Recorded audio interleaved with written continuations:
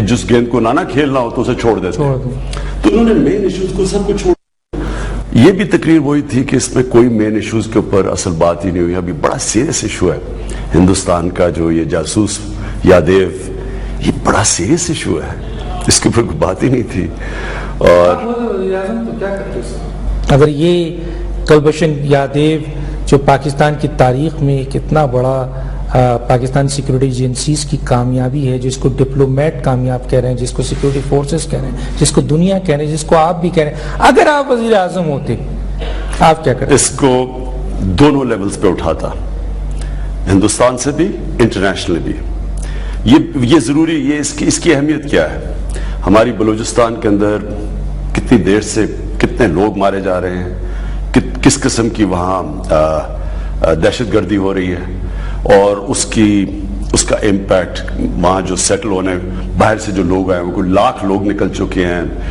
Professors کو، teachers کو، doctors کو مارا گیا ہے، ٹارگٹ کلنگ ہوئی ہے، اور پائپ لائنز اڑا دی گئی. یعنی ملک کو اربوں روپے کا نقصان ہے. تو ڈی سٹیبلائز کیا ہوا ہے بلوچستان کو. نمبر 1 ایک وہ، اب اس سے کنیکشن ہو گیا. اب تک تو بات کرتے تھے نا کہ ہم ہندوستان سے ہو رہا ہے، یہ تو کنیکٹ ہو گیا. دوسرا کراچی کے اندر بھی یہ جو دہشت گردی، جو جدر رو کا اب ایم کیو ایم کے اوپر اشارے ہو رہے تھے کہ ایم کیو ایم رو سے پیسے لیتی ہے، ٹریننگ ہوتی ہے. تو یہ تو کنیکشن ہو گیا دونوں چیزوں کا. اور یہ پہلی دفعہ ایک کانکریٹ چیز ملی ہے پاکستان کو. اب تک پاکستان مفروضوں پہ بات کرتی تھی، یہ کانکریٹ چیز ملی ہے. اور یہ اس لیے ضروری ہے کیونکہ پاکستان مدد کر رہی ہے ہندوستان کی، اور یہ پاکستان نے اپنے تعلقات بہتر بڑھانے کے لیے پٹھان کوٹ میں بھی کوآپریٹ کر رہے ہیں، جو کہ دہشت گردی ہوئی. اور پھر کوئی دہشت گرد گئے تھے پاکستان سے، تو ان کو بتایا گیا سیکیورٹی فورسز کو، جنہوں نے پھر ان کو مار دیا، جو ہم نے پڑھا اخبار میں. تو اگر پاکستان کوآپریٹ کر رہا ہے ہندوستان سے، اور اگر ہندوستان پاکستان میں ڈی سٹیبلائز کر رہا ہے، یہ بڑا سیریس ایشو ہے. اس میں نواز شریف کی خاموشی، میں ایک ہی چیز سمجھتا ہوں، میں بڑا سوچ رہا تھا اس کے اوپر. میں اس نتیجے پہ پہنچا کہ حضرت علی رضی اللہ تعالیٰ کا قول ہے کہ کبھی بزنس مین کو ملک کا سربراہ نہ بناؤ.